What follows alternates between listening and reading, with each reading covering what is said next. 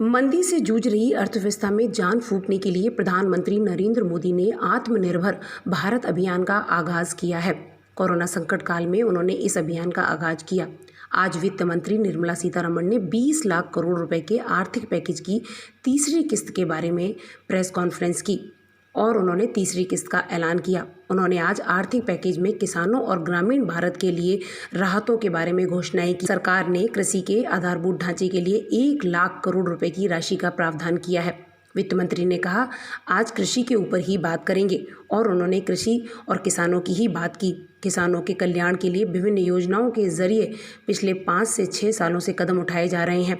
वित्त मंत्री ने कहा, करोड़ों किसानों को इसके माध्यम से लाभ मिला है। वित्त मंत्री निर्मला सीतारमण ने बताया, न्यूनतम समर्थन मूल्य के लिए लगभग 74,300 करोड़ रुपए खर्च किए गए हैं, जो सीधे किसानों को मिले हैं। पीएम किसान योजना के अंतर्गत 2 महीनों में 18,700 करोड़ रुपए किसानों के खाते में डाले गए हैं। फसल बीमा योजना के माध्यम से जो क्लेम्स मिलने थे, वो 6400 करोड़ रुपए के क्लेम किसानों को मिले हैं।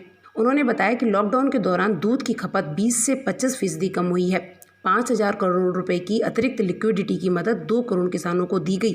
2% ब्याज अनुदान भी दिया गया।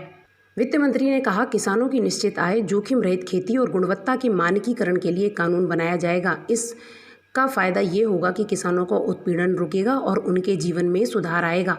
उन्होंने बताया, एक केंद्रीय कानून आएगा जिससे किसान अपने उत्पाद को आकर्षक मूल्य पर दूसरे राज्यों में भी बेच सकें। अभी वह सिर्फ लाइसेंसी को ही बेचा जा सकता है। अगर वह किसी को भी बेच सके तो उसे मनचाही कीमत मिलेगी। हम उसे ऐसी सुविधा देंगे। वित्त मंत्री ने कहा, ऑपरेशन ग्रीन का विस्तार टमाटर, प्याज और आलू के अलावा बाकी सभी फल और सब्जियों के लिए भी किया जाएगा। वित्त मंत्री ने यह भी बताया कि मधुमक्खी पालन के लिए 500 करोड़ रुपए की सहायता दी जाएगी। इससे मधुमक्खी पालन के लिए आधारभूत संरचना का निर्माण होगा। इससे 2 लाख पालकों की आय भी बढ़ेगी। वित्त मंत्री ने कहा, हर्बल पौधों के ऊपर भी ध्यान दिया जाएगा।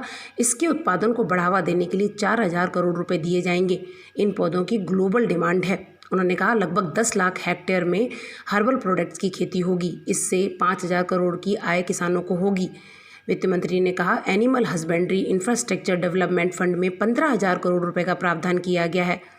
दूध उत्पादन और वैल्यू एडिशन के लिए भी खर्च किए जाएंगे।